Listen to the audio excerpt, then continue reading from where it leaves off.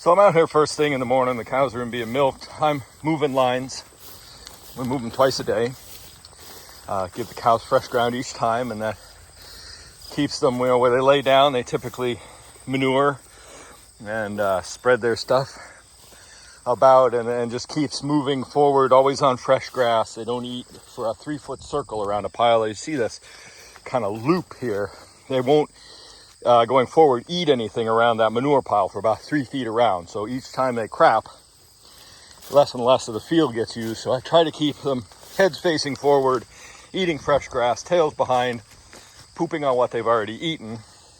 But see that brown out there? That's enough dead grass tops that they haven't eaten, clusters of grass, and then there's some weeds. There's some rose thorns and thistles coming up in here. So I'm gonna top this section. I haven't been topping lately because of the cost of diesel.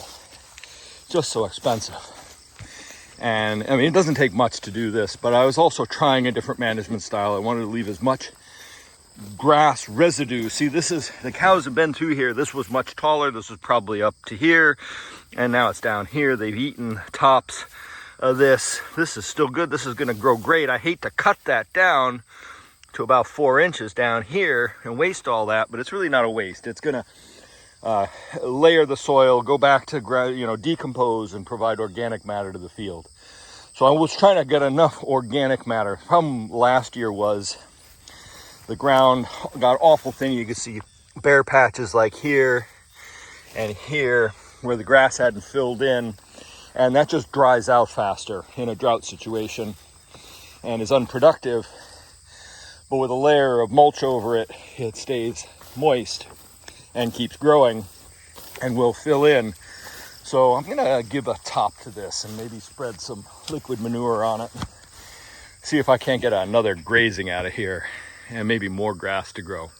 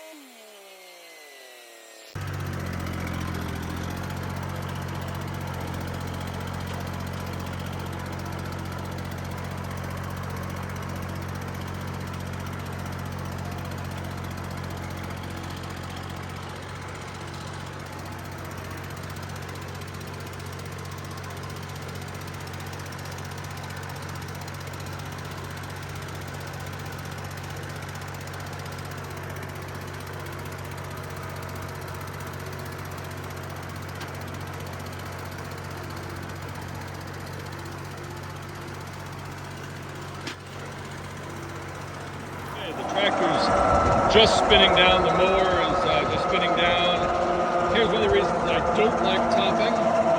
Manure all over everything. I'm going to have to wash the tractor. This is my hay mower. And so the hay mower is covered in crap.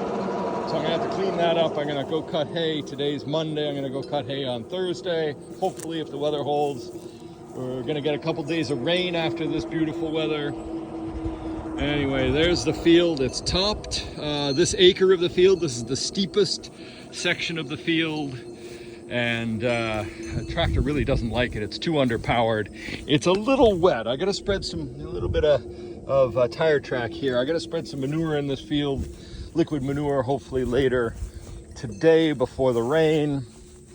Get it washed in. I like the hay mower because it does a good job. This is what's left after I've mowed. Fairly tall, it's laid it down, but the rest has been cut. And this residue will just coat and protect the grass from moisture evaporation, and also provide biomass and organic matter. And just to remind you what the field looked like before I mowed it, we'll come up here to the section the cows are grazing. And here's the grass. Here, this is a little strip of what they grazed last night. This is what was here. And there's the mowed section. This is there. And then that's all the grass they're going to graze. Is fairly tall, but also stemmy. And I don't mind topping. It does remove the old dead matter and allows the grass to remain vegetative and to grow up through. But waste diesel makes a mess. And on a bad year, this could have ruined the field, which is also, it was been too wet this year to try this before now. It's dried out enough that I didn't make any ruts or do any damage to the field. It didn't compact it too bad. And that whole compaction slows the grass growth, so we don't want to do that. We want a maximum grass growth. But hopefully, this will allow fresh grass to grow, keep it vegetative, keep more grass growing, get rid of those thistles and some of the docks that were growing up here. I'll probably continue as the cows graze. I'll continue down the field to the end, each section that they graze about an acre at a time. And hopefully I can get this fertilized so it'll grow back, so in a month we can get another grazing.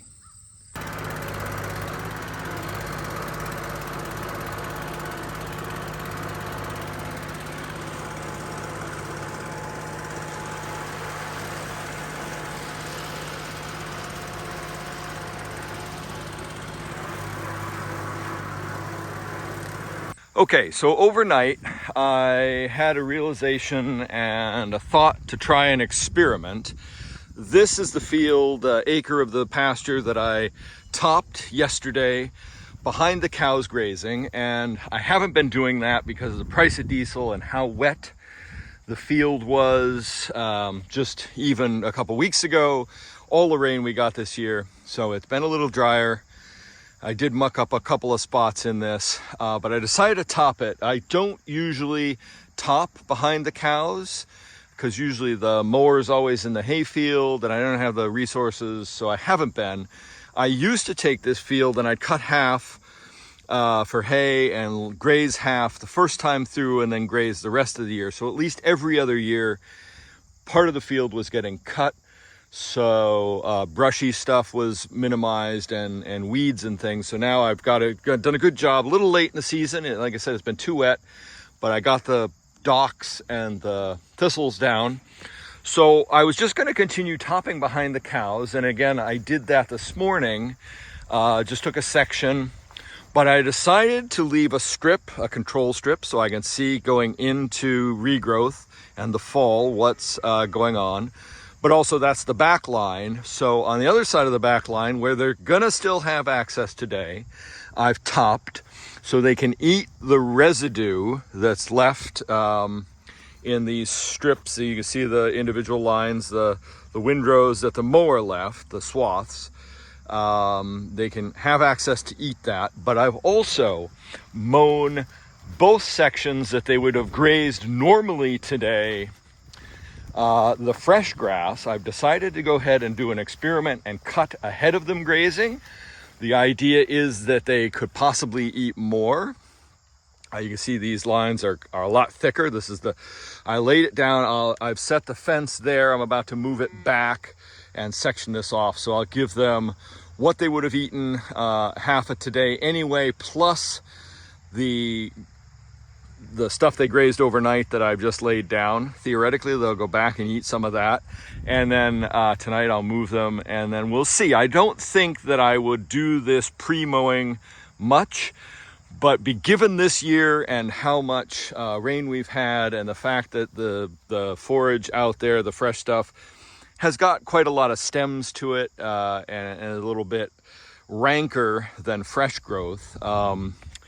This is the first opportunity I've had to mow, so that could be a good way to set the field back to grow fresh and give a final graze later in the year of a much better quality.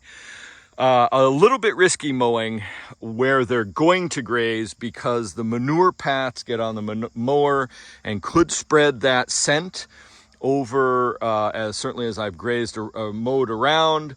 It could set them back. So they won't want to graze so much of that. Not sure. I think the benefits outweigh the cost, as it were. But the good news is, with the mowing and topping of this field, especially before rain, which we haven't had, and I have been unable to get out here and spread manure. I tried to spread some liquid manure last night on that field, but it was just really too wet for the rig, so I had to stop to save the field from getting too compacted. But at least with mowing and topping, the manure pats are spread out over a broader section. I've broken the crust that forms over the top, and so in the rain that we're supposed to get today, it should help wash this in and fertilize the field much better. There's an awful lot of clover in this field. I'm actually hoping that after this mowing and topping, we'll see a big flush of clover going into the final graze. So there should be plenty of nitrogen in this field. There's tons of organic matter. We're trying to build soil carbon. So the other benefit, which was accidental but kind of on purpose, of letting the field go and not mowing it sooner, is that this rank stuff went to seed. So I've reseeded the pasture for no cost. The cows ate some of the seed head. Those seeds will get passed back in their manure, but also they've knocked into these stemmy areas and spread the seed around. And same thing with the clover. Quite a bit of the clover's gone to seed, so I should have a lot more clover and a lot more grass infilling, especially the orchard grass and the timothy infilling where it wasn't so good last year during the drought period. So hopefully this pasture this year has become much more drought resistant going forward. And I tend to cut high. I'd like to cut higher, and I leave 4 inches at least, maybe 6 if I can. I really like to leave 6 to 8 inches behind when I do this, even on a hay pasture. This would make okay baleage or silage if there's an awful lot of dry stemmy stuff in here, so maybe not so good. Maybe if it was chopped for baleage, it'd be okay, but probably wouldn't make it because of the manure. I wouldn't make it into silage. Certainly the grazed stuff, I would really want to sit here for 90 days before cutting. I wouldn't cut it right and try to harvest this maybe for dry hay, but not really. I'd rather either leave it on the ground for organic matter or let the cows clean up what they will, and I'll come back to it. I gotta pay attention to what I'm doing. I've got to move this line back now. I put it out to where it would be at the end of the day tonight before milking. So while the cows are in being milked, I will now move it back to where it should have been this morning for today's move. And then we'll check on the cows a couple times today and just see. It's pretty obvious. You can see the strips of grass as they are now, thick, the swaths. I'm not going to tent it out. I'm not going to spread it in any way. I'm just going to leave the cows to graze them as they are. And we'll see where we're at the end of the day, and I'll check the cows several times today. Just see how they're making out, whether they're grazing only in the new mown section or grazing some in the back section. And then tonight, I'll either make the decision about what to do tomorrow, whether I continue to mow ahead and let it wilt and dry down. This probably be the only time I do this year for sure, and probably even going forward. And I'll make that decision what to do, and then determine where we go forward tonight.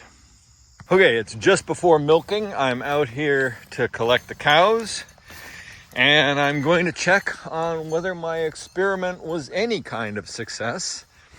This is where I mowed ahead of where they were going to graze today.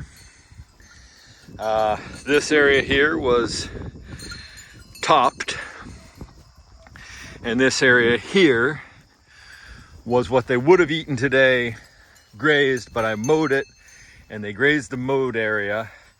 Now, cows got out here about 10 in the morning. By noon, they were back in the barn. It was 78 degrees today. It's the 29th of August. So they came back to the barn early, which was really odd. And then at about 1 o'clock, they were, back out in the field. By 2, they were up.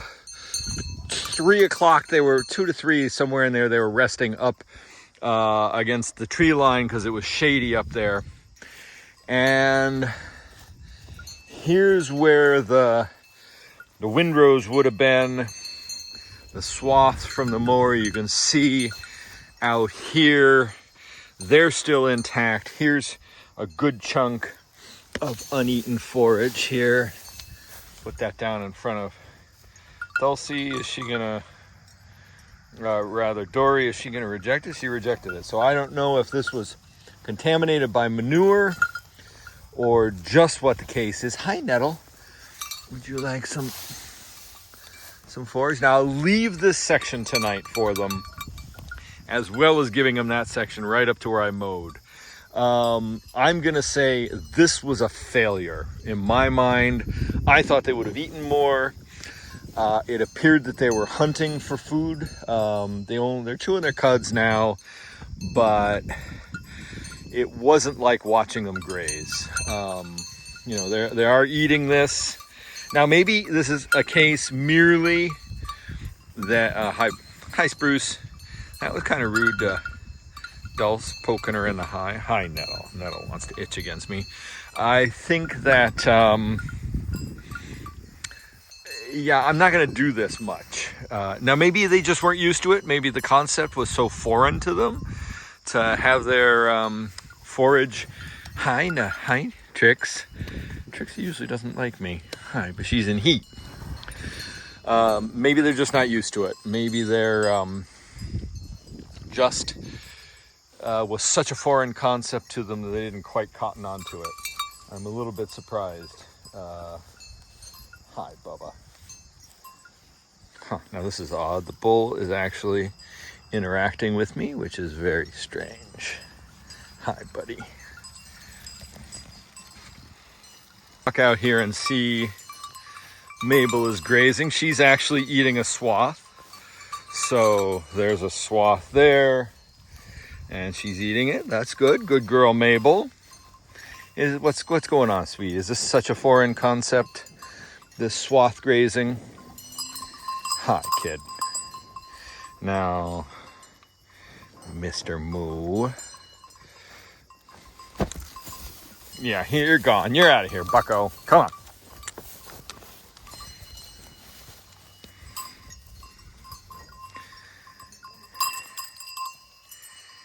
Yeah, you always got to be leery of dairy bulls. He's done his job. He may be getting bored. I don't know. Well, Trixie. He's breeding Trixie. And he's still got Bramble to breed in another 15, 20 days. Anyway, I'm going to say this experiment was a failure. We'll see tomorrow morning. They've got all this to try and eat tonight, and the food that I have ahead of them, which may be better quality. I don't know. There's that much there now. You can see the swaths. It's had a little bit more time to wilt. So maybe that's a product of, that'll be a little bit more fermented. Maybe they'll go for that tonight. I just don't know. There's less grass here than was before, so maybe perhaps in combination with what they would have left behind and what they would have eaten normally, maybe this did work out. We will see tonight a little bit, but definitely tomorrow morning in milk numbers, whether they're down or up. My fear is they're going to be way down compared to where they were this morning before we started this little experiment, and we can't afford them to be down in milk. We need them to be up in milk. Oh, we're gonna get a little bit of breeding activity here. Is he up for the mount? Everybody's horny. Hi, Nettle baby. Hi, baby. All right, come on, dolls. Cows are away, except for Luna, who's my little pasture pet, who is absolutely eating from the swaths. And now that I'm really looking at it without the bull and the heifers pressuring me for scritches, that ungrazed section of swaths is actually looking much fuller than here where the cows have been all day grazing sections of the swath. So there is mown swath missing. There are some big clumps, but I can assume those maybe were more manure-y, had a bit more dung in them than anywhere else. So now that I look at it without cows, there is definitely less mown grass on the field where the cows were all day than there was out there. So I can hope that maybe they are sated, and maybe this did work. But see, I see a clump like this, and big, huge clump like that. Now there's a lot of dry stuff in there, but that's just like hay, so they could eat that. Again, this was purely an experiment, just trying things. I gotta get this line moved, but I am very pleased to see Luna eating this mown grass. And now that I realize the swaths are much fuller in the ungrazed section, so hopefully the milk weights will tell tonight in the parlor. Okay, I'm just after done topping the section that the cows grazed from here to the fence. They grazed it yesterday and last night. I'm giving you an update on what's happened previously. It's been a couple days. I've moved the back fence a couple of times. It's there. I'm going to move it up this morning to be tighter in here. I'm going to call my experiment with pre-mowing a failure. In this case, it's a failure probably because, two reasons. The cows didn't graze as heavily on the pre-mowed grass. Like if mowed this, and they didn't graze it as heavily in my visual estimation. And that could be for two reasons. It could be that the grass is just ranker, the weeds are a little bit bigger and more bitter, and there's more dead matter that had grown up because the grass, I'd let the grass purposely go to seed as much as possible after they grazed the last time, just moving the fence. But the bigger issue to that is maybe that, not only was the grass possibly ranker, but also that I spread manure over everything. 4, 5, we'll go right here, 6. I spread manure over everything, which made it less, could have potentially contaminated good grass and made it less palatable, so they didn't graze it. So that, I would say, they didn't graze as much as I thought they would. So in that regards, it's a failure. I suppose it's a success in that their milk volume neither went up nor down. So I was hoping they would consume more grass and increase their milk volume and clean up the field. But they didn't, and that's okay, because that's all going to be organic matter that's going to decompose and help. Part of my goal this year was to fill in these areas.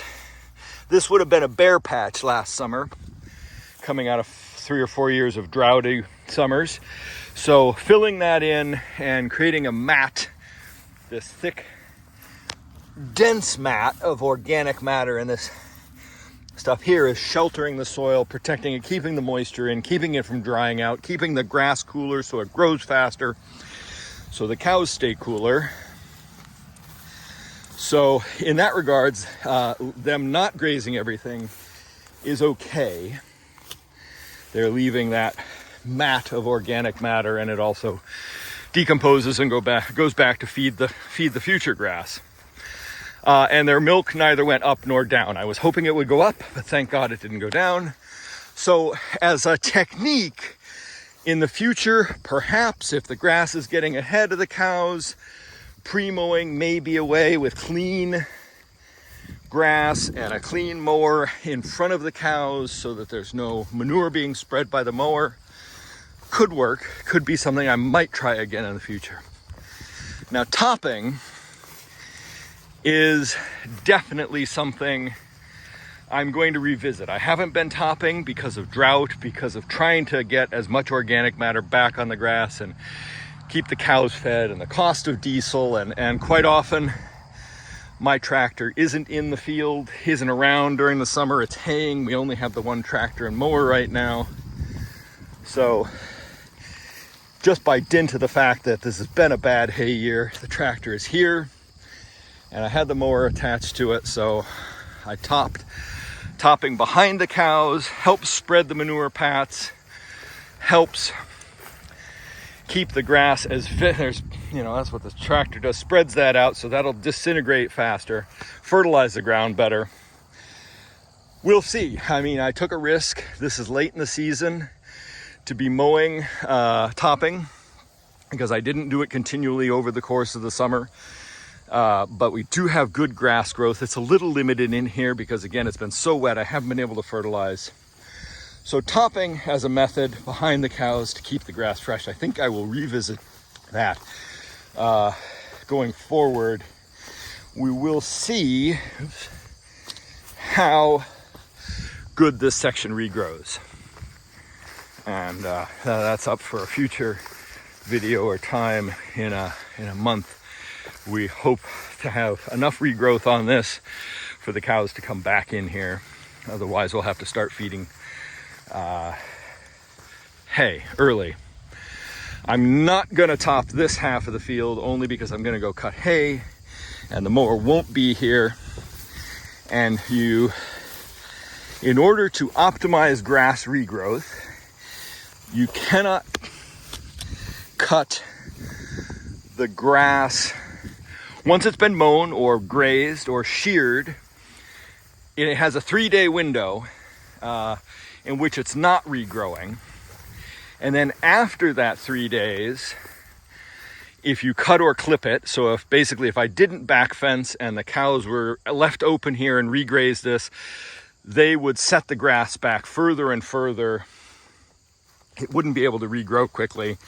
It wouldn't be there to collect the sunshine and grow and do its processes. So there's a 3-day window, and I'll be haying. I probably won't get back here in time to top this before the grass has started to regrow. So I'm going to leave an experiment, another one. I'm going to leave this half topped, this half untopped, see which one catches up first, which one grows better. Like I said, it's been years, 5 years since I've topped, and I usually only did it limited back then. And we'll see what happens, whether we've got forage for the cows to graze coming up in a month out of this field.